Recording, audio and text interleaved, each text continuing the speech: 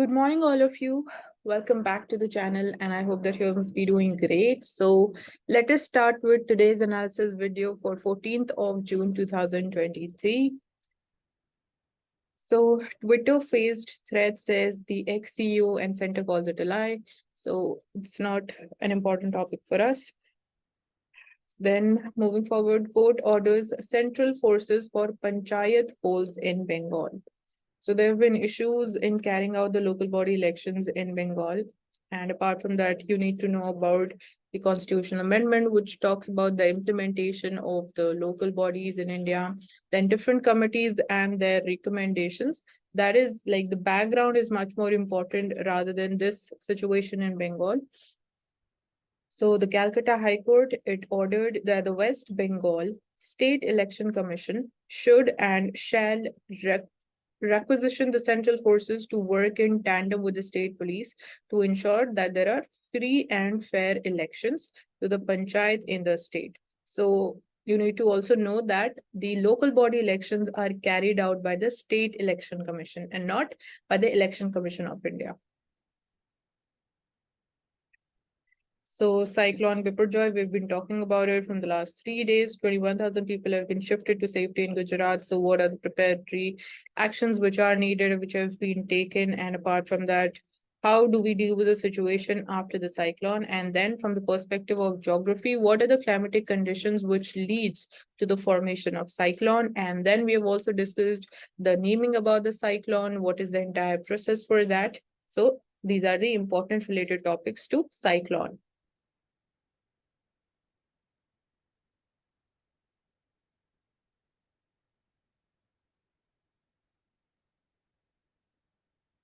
So you can see two pieces of advertisements regarding awareness. One is about drugs, one is about the sexual exploitation. So how much can drugs cost you? It can cost you your looks.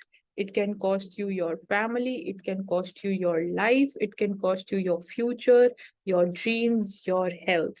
So you can see like different dimensions have been covered. Definitely, they can form a part of your answer as well. So do not be afraid to seek help because then there is a social stigma related to all this. So India says no to drugs. Then we have this let's knock sexual exploitation along with the school education. Teach the child important safety lessons. So this is one area where we can work in terms of school education. So again, this can be again a part of the answers. Moving forward.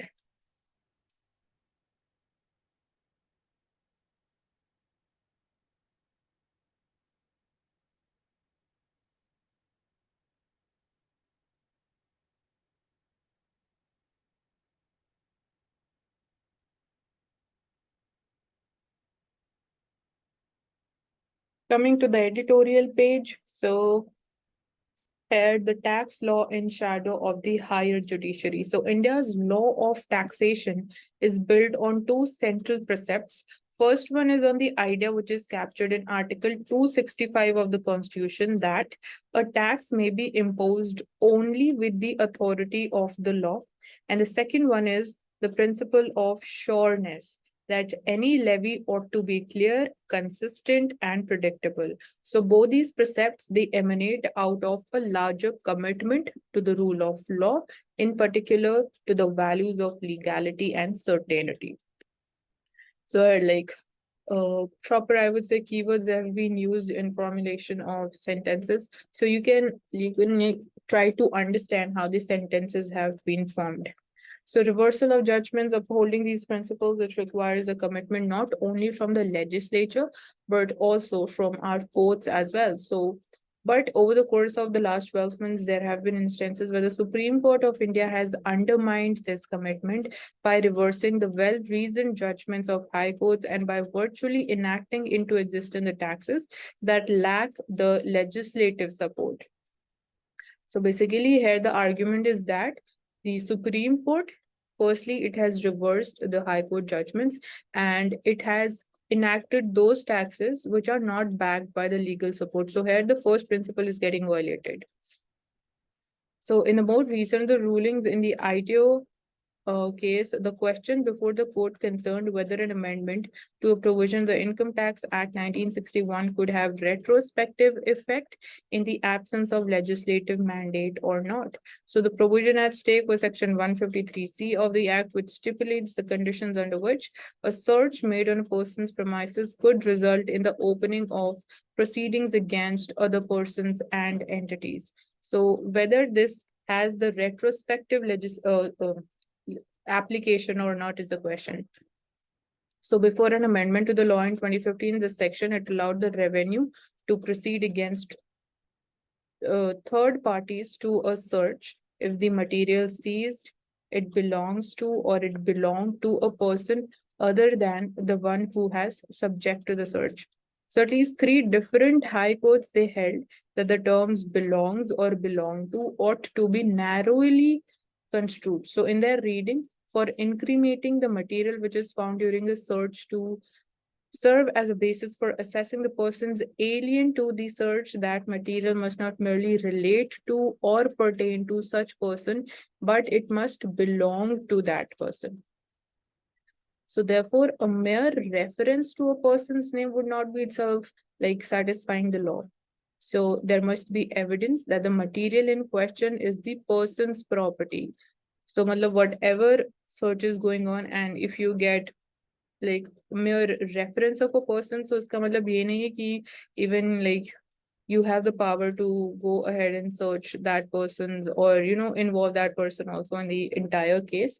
So you need to have the proper evidence that a particular material which you found from somewhere, someone else's property or premises, belongs to another person. So you need to have that proper evidence. So the central precepts on which India's law of taxation is built, it faces erosion as two judgments by the top court it shows. So we have been discussing about the one judgment. So here, to overcome these decisions, the law, it was amended in 2015. So section 153, it now stipulated that assessments could be made against the third parties to a search even if the material seized in case of documents or be it like books of accounts, it pertains to the person, or if the information contained in those items, it relates to the person. So there was this amendment जो 2015 में की गई.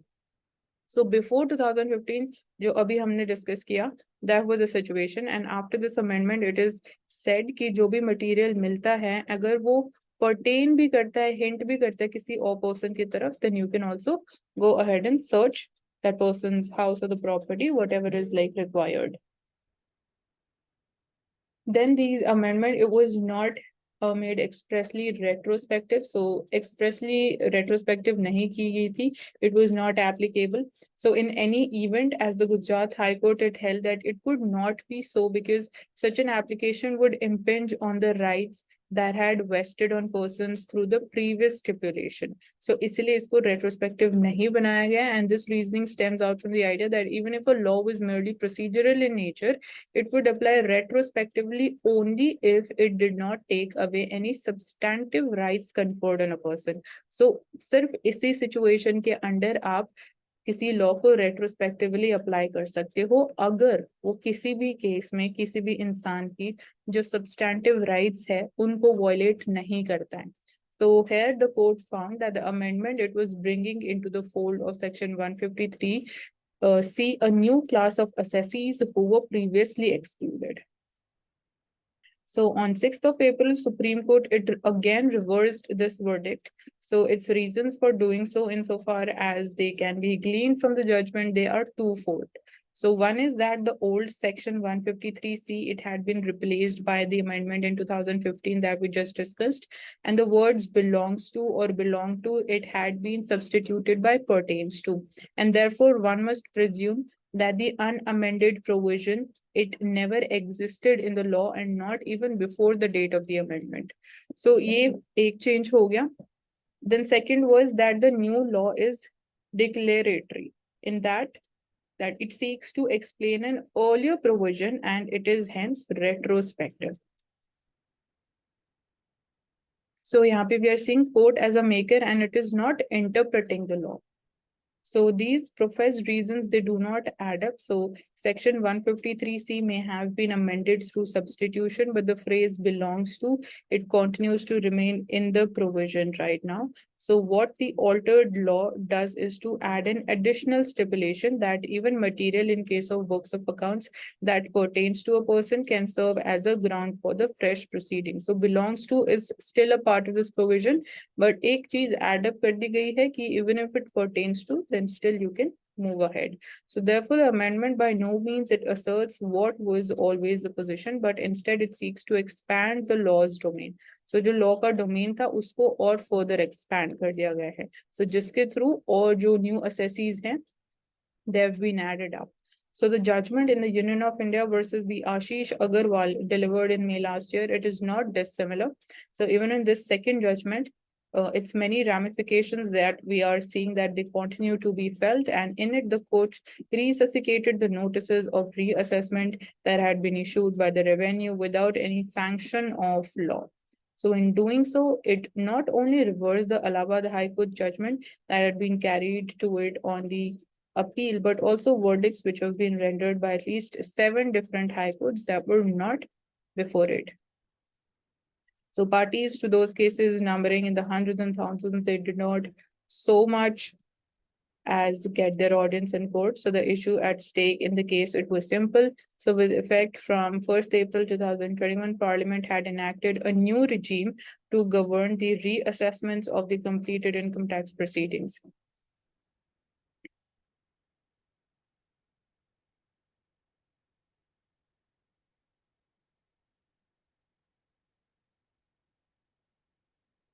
So it was more than an encroachment. Through this, the court was not only encroaching on the legislative functions, but it was also striving to give life to what were otherwise entirely illegitimate actions. So what followed the judgment was an especially bewildering situation because the notices under the old law were evidently issued, keeping in mind that the preconditions that the law stipulated. As a result, this has only led to a fresh round of litigation. So what is more in doing this, that the court also invoked its most infamous power, that is Article 142 also, which allows it to pass the orders for doing complete justice to a cause. So for this purpose, Article 142, it can be invoked by the court, and it has previously been held that this power ought not to be applied in breach of the statutory law. So in this case, you can't use your powers under Article 142. So yet here was a case where the court not only resuscitated the actions that lacked any legislative support, but also reversed the judgments that were simply not on appeal before it. So Article 265 of the Constitution forbids taxation without legislation. But if the Supreme Court is willing to play the parliament, this preemptory promise will remain illusory.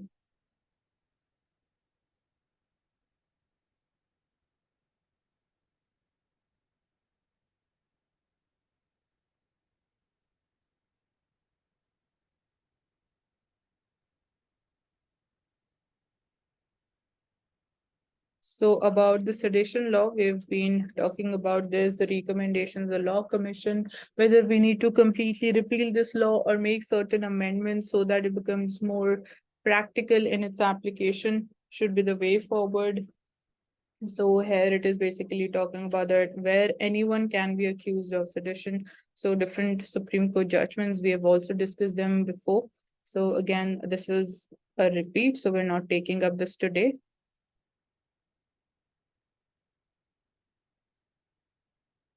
So HAP to take AI governance global. So again, we've been discussing this issue like what is the ethical like concerns regarding the usage and the application of this technology. So is the question of regulating generative AI possible or not? Can the development and implementation of AI be aligned with the values like freedom, democracy, human rights? So as was talking about the ethical angle of the usage of AI. So will the Hiroshima AI process, which is HAP, Hiroshima AI process, respond to the concerns of other country groups which are involved in developing the international technical standards in AI?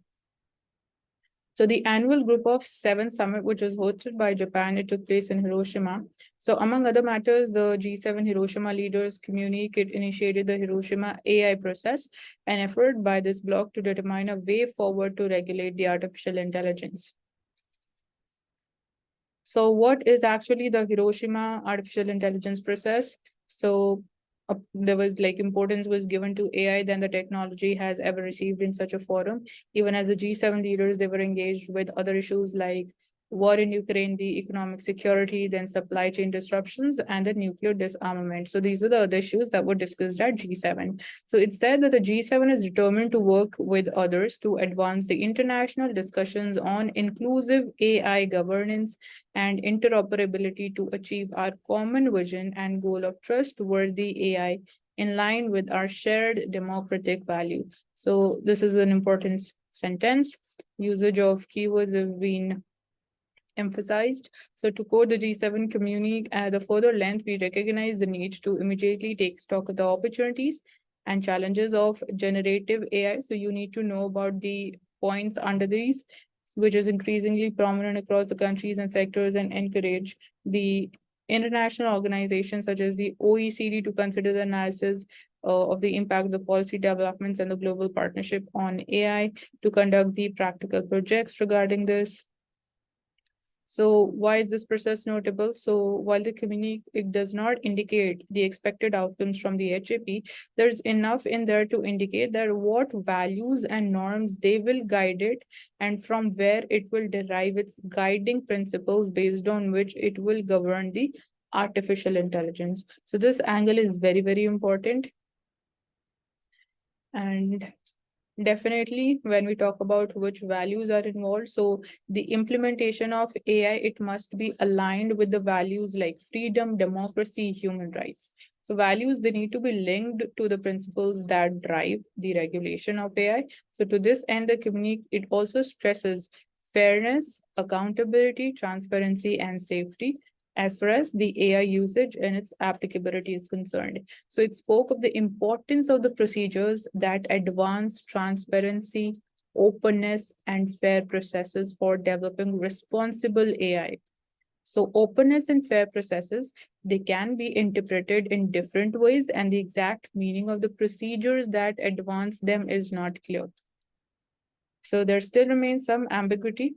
So what does this process entail? So an emphasis on freedom, democracy, human rights, and mentions of the multi-stakeholder international organizations and multi-stakeholder processes indicate that HAP isn't expected to address AI regulation from a state-centric perspective. So instead, it exists to account for the importance of involving the multiple stakeholders in various processes and to ensure the latter are fair and transparent. So basically, it is not focusing upon the state-centric perspective. It is like focusing much upon, again, the values, the ethical angle.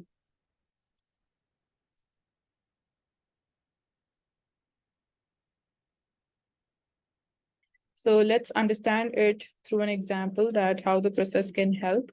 So the matter of intellectual property rights offers an example of how this HAP it can help. So here the question is whether training a generative AI model like ChatGPT on copyrighted material constitutes a copyright violation or not. So while IPR in the context of AI, it finds mention in the communique, but the relationship between artificial intelligence and intellectual property rights and in different jurisdictions, that is not yet clear. So there have been several conflicting interpretations and judicial pronouncements. So definitely, again, here having a common understanding is a big challenge. So here the HAP, it can help the G7 countries move towards a consensus on this issue by specifying guiding rules and the principles related to AI and IPR.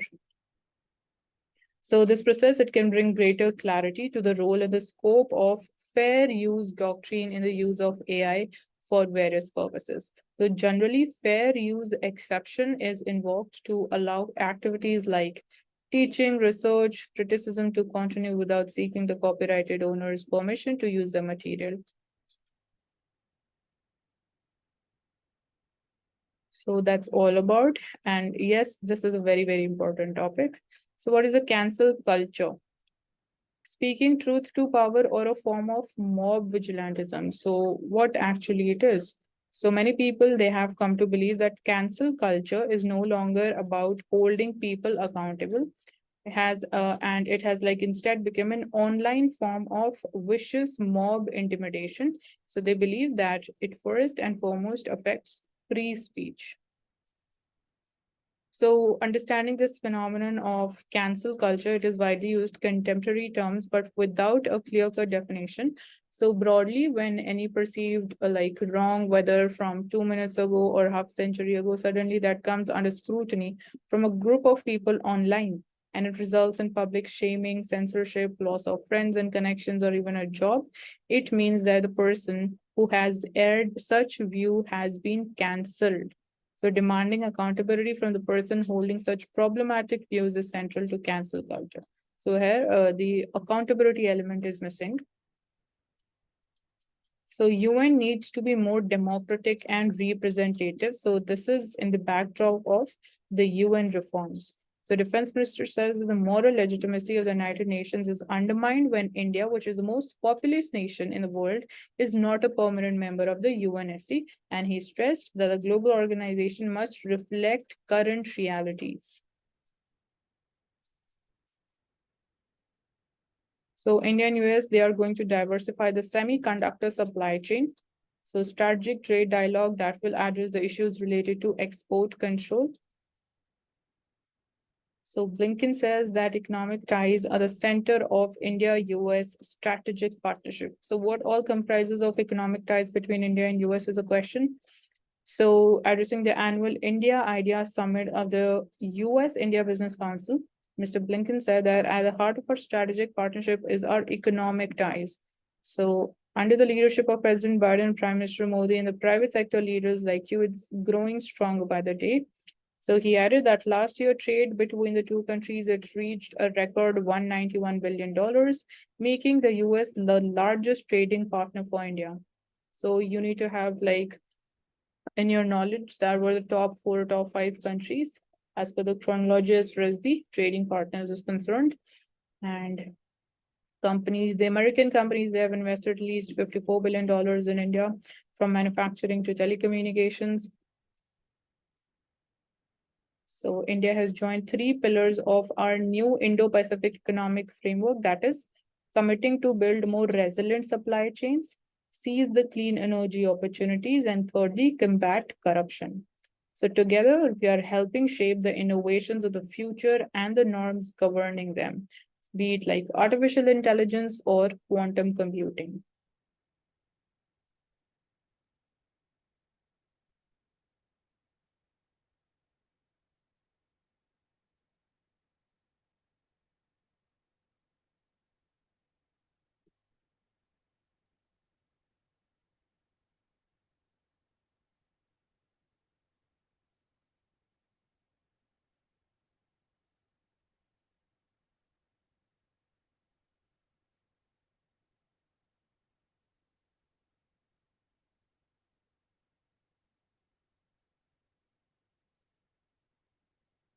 Coming to the world page, so here Palestine, Israel, West Bank, the Gaza Strip, they've been in news, so you need to know about the exact location. So Palestinian youth killed and Israelis wounded in West Bank violence.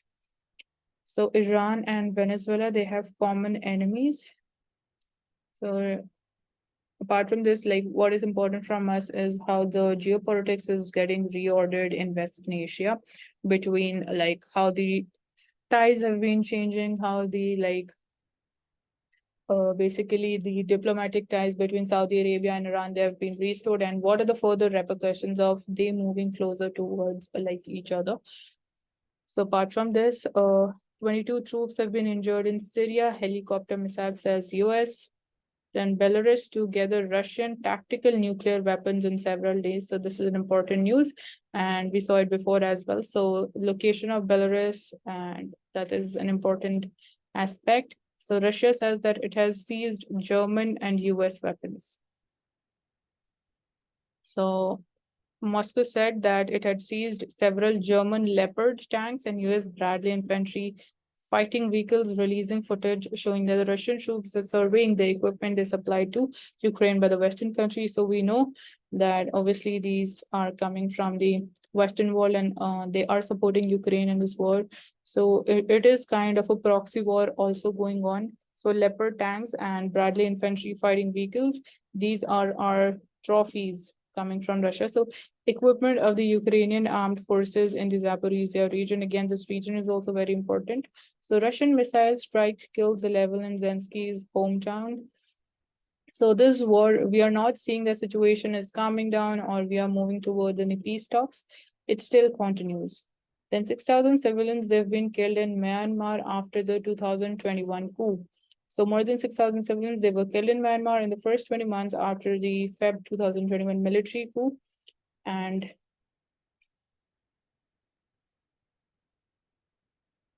from the perspective of refugees, we need to know about some more details, the protocols and the conventions related to refugees and whether India is a signatory or not. And then from the perspective of restoration of democracy in Myanmar, how India is like, whether like India is taking any steps for that, or what is India's position as far as the situation in Myanmar is concerned. So we need to know about that.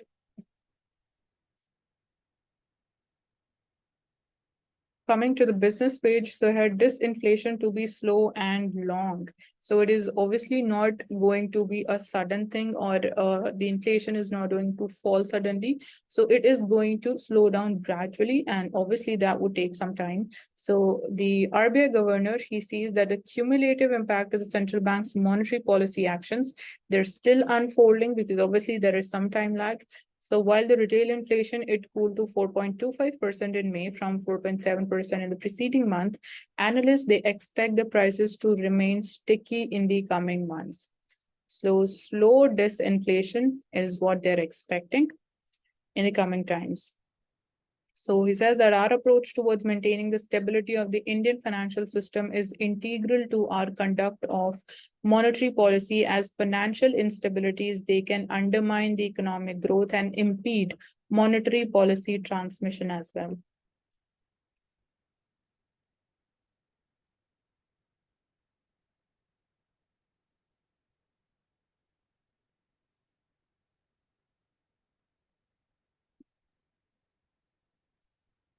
Coming to the Mint newspaper, so here it is about the COVID data breach. So can such attacks recur in future or not? So rising threat. So here we have this data about the top countries by the number of data breaches since January 2020. And the figure is in millions. So USA is on the top, followed by Russia, Iran, and India, Brazil, China. So here, the incident, it could still put sensitive personal health data of users at stake. So when we're talking about the COVID data breach, so the personal health data that can be compromised. So data breach happens when a platform with a user data, it gets compromised, leading to the data being stolen. So there could be many reasons behind the breaches, like wrongly configured cloud platforms, where the data is actually stored and that can be exploited by the cyber criminals. Then data breaches, they can be direct and indirect in nature as well. Like an example, the later, like indirect breach can be like hackers exploiting a flaw in the code in a third-party app to gain the access to a larger database. So with an increasingly connected global industrial supply chain, more data is shared across firms, causing a rise in third-party data breaches.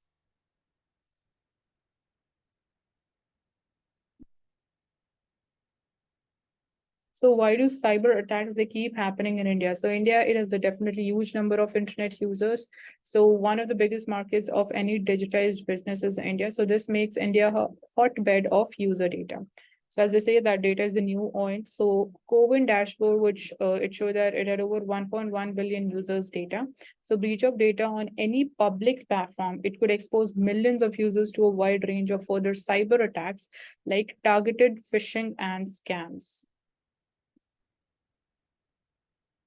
So because of this data breach, is there any body or firms or the government body who will be facing the penalties for such data breach or not?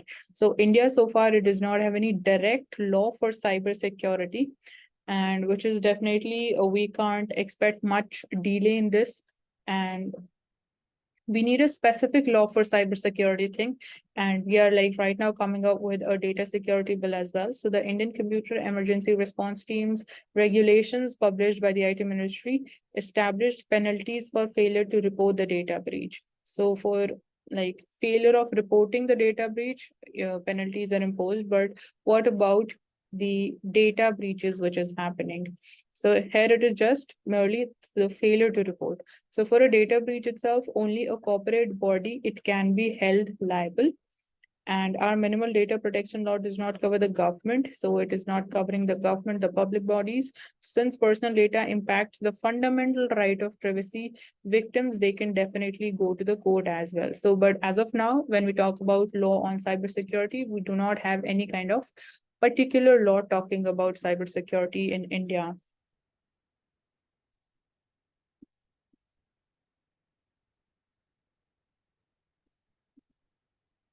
Coming to the economy page here in this newspaper.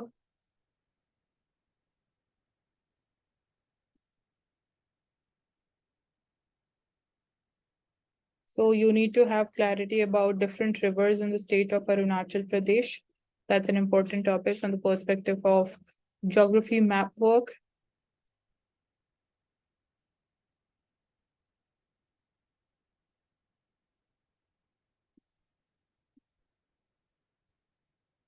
Coming to the Financial Express newspapers. So for IT firms, age does matter.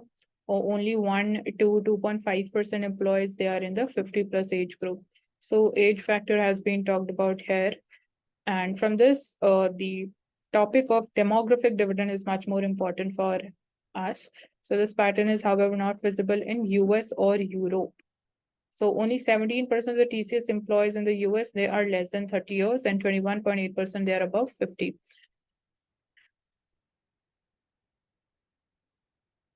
So we've been pushing for the PLI scheme and additional PLI investments at rupees 62,500 crore rupees. So to boost the tax revenue by 5 trillion rupees.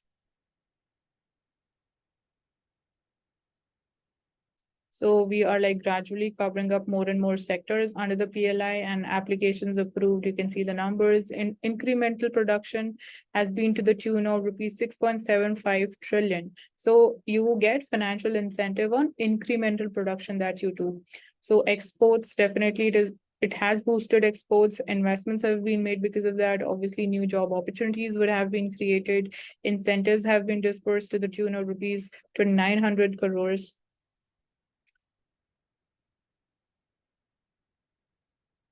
So we've already taken up the things about disinflation and what are the views of RBI governor regarding this. So economy to remain among the fastest growing in 2023.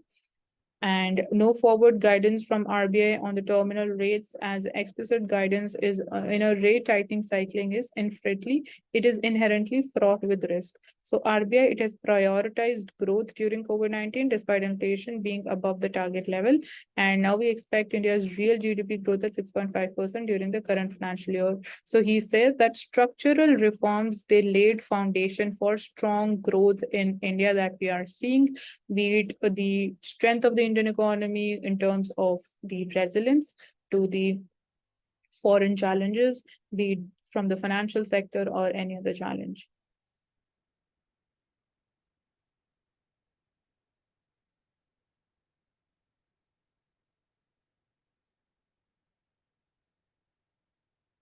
So we often talk about fertilizer subsidies. So the cabinet is likely to look at 3 fertilizer schemes today. So the cabinet is likely to approve a new premium product, which is urea gold or sulfur coated urea. So you need to know about the benefits of it. So which will be sold by the fertilizer makers at market determined prices. So the 2 schemes the cabinet is likely to take up includes the PM program for restoration, awareness, nourishment, and amelioration of the Mother Earth, which is PM Pranam, and then the market assistance program for the sale of the city compost. So under the PM Pranam scheme, which was announced by the finance minister in the budget speech, the states, they will be provided with the financial incentives for reduction in the usage of chemical fertilizers through promotion of organic manure, biofertilizers, nano urea, and nano diammonium phosphate.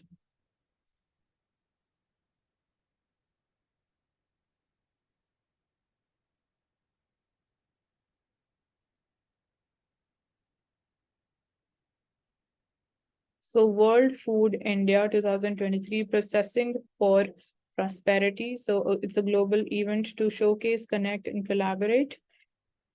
So, this is obviously a Ministry of Food Processing Industries. This is, you can see this picture, this robot kind of thing. It is saying that, hi, I am mill in, which is it come network and expand your business. So basically, it is focusing about and talking about millets, mill and India. So focus on the subsectors. It includes fruits and vegetables, meat, poultry, technology, innovations, machinery and packaging, ready to eat and ready to cook food, then dairy and the value added dairy products, fisheries and other allied categories. So manufacturers, producers, policymakers, investors, and innovators, they can be a part of the World Food India 2023.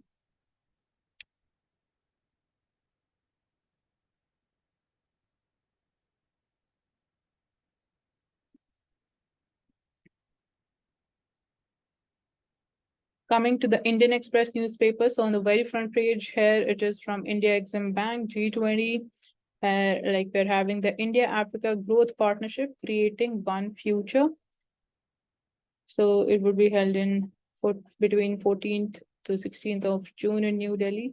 So it's Exim Bank Conclave on India-Africa Growth Partnership. So this is no doubt a very, very important topic.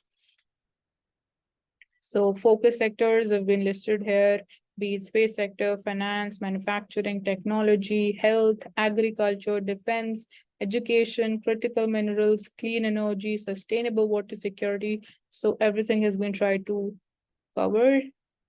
And partners have been mentioned. Key elements will be business to business meetings, country sessions, and all of that. We have already taken up this advertisement, which is India says no to drugs. Coming to the front page, here we only take up the things that we have not taken up so far in today's analysis. So beware of such scams as conmen. They are everywhere. They stay alert, and you need to stay alert and safe with SBI. So do not respond to any unknown messages without validating it.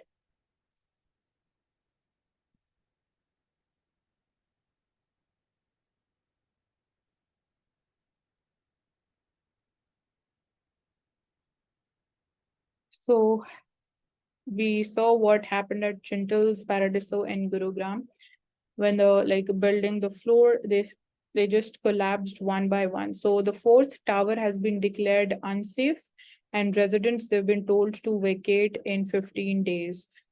So you can imagine what would be the mental state of mind of the residents. So with the fourth tower, which is the G Tower in Chintal's Paradiso, which is a residential society being declared unsafe and unfit for habitation by IIT Delhi in its audit report. So now people, they would have to leave their home, and what proper steps are required before constructing such societies? Do we need proper investigation and proper checking of the material that is being used? We need to do audit periodically so as to ensure the safety and prevent that such incidents they do not happen in future. So there are total 9 towers in the society, and 4 of these they have been already declared unsafe. So that includes tower E, F, D, and G.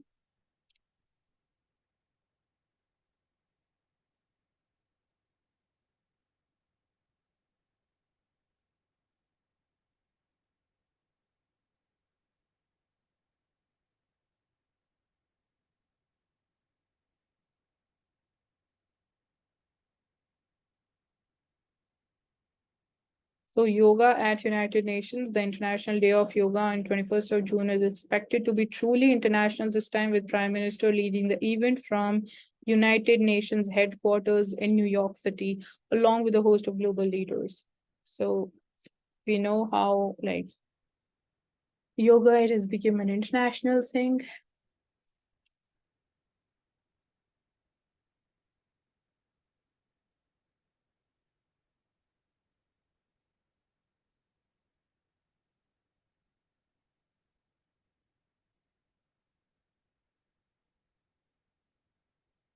So denial is not an answer. The big tech, it needs to address its own lack of accountability, but Dorsey's comment on shutdown threat needs to be addressed. So here this is we're talking about the Twitter issue that we saw in the beginning, and this is not so very important for us.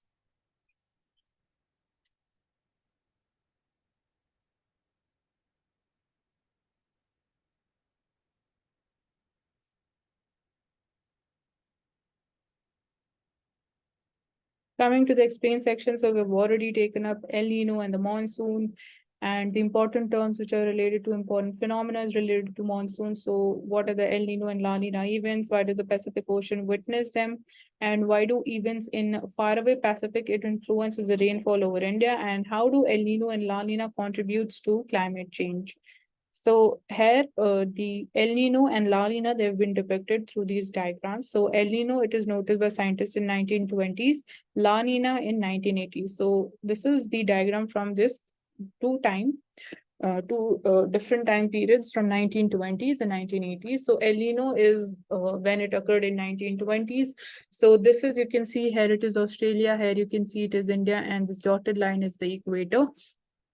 So it leads to warming up of the area around the South American coast, the western coast. So you can see this orange color is showing warmer than average area or the water surface, because this entire region is the Pacific Ocean, and this kind of blue color is showing the cooler than average water surface. So you can see that around the Peruvian coast or the South American western coast, you can see that the water surface gets heated up or it becomes warmer than average, and it leads to rainfall over this. And compared to that, you can see here around the Australian coast, you can see the water gets cooled down, the air, it sinks down, and that is the dry and the cold air. So this leads to dry conditions and drought-like situation. So this is El Nino. Here, the opposite of it is La Nina. So you can see in La Nina, you are seeing warmer water surface around the Australian coast. And here you are seeing that more rain happens, and then the Pacific or the Peruvian coast has the colder water where the dry air sinks down. So it is also talking about, and so we've talked about this before. So these are the basic concepts which often get repeated. So, and so in the climate change, so in general, El Nino, it has a warming effect on the planet, while La Nina, it tends to cool it down. So definitely El Nino would be contributing towards more of climate change. So the warmest years in a decade are usually the El Nino years, and the warmest ever year on record was 2016. It was part of the one of the longest and the strongest El Nino episodes ever. So which was also dubbed as the Godzilla El Nino. So it's important to know that the warming of the planet is a measure only of the near surface temperature. So it does not take into account the amount of heat trapped in the oceans. So El Nino, La Nina years, they're not altering the overall heat in the planetary system, but these do influence how much of it gets sunk in the ocean. So during the La Nina phase, for example, larger than normal amount of water surface, warm surface water of the Pacific Ocean is pushed towards the Indonesian coast or the Australian coast. And on the other side of the Pacific, we are having relatively colder water from the deep emerges on the top during La Nina condition.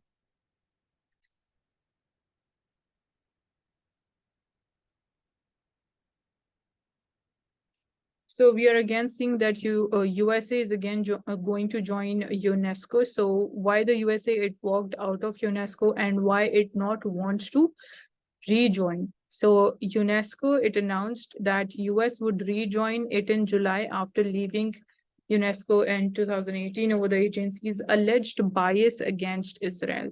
So the US will also pay more than $600 million in back dues.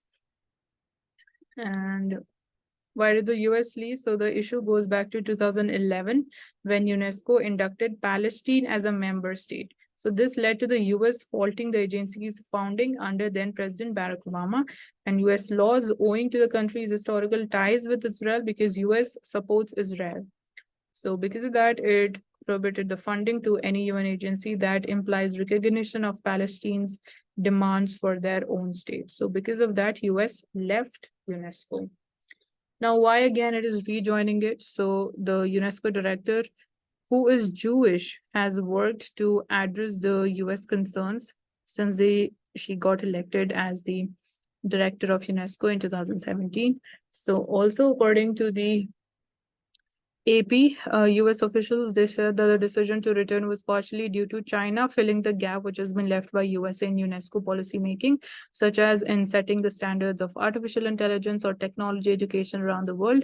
So because of this rising concern that China is obviously trying to grab the opportunity wherever it gets the opportunity to, increase or show its hegemony. So USA felt that that would be again China gaining more power. So they have decided to again enter UNESCO.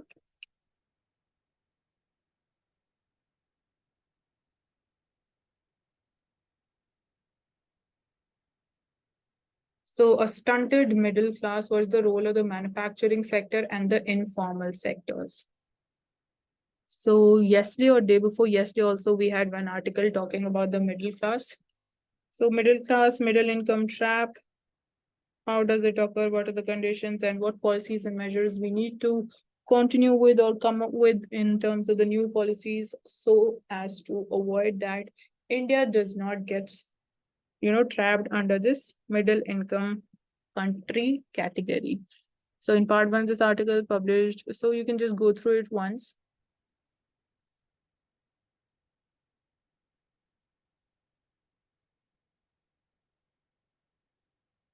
So we've already taken up this article, it's a repeat.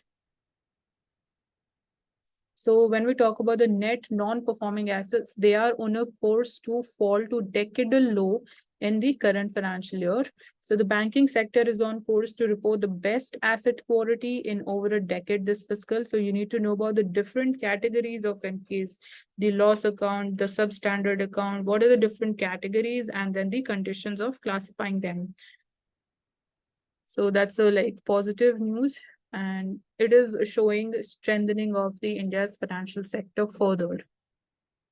So that's all for today. Thank you so much for joining us, and I hope you have understood all the topics that we took up today.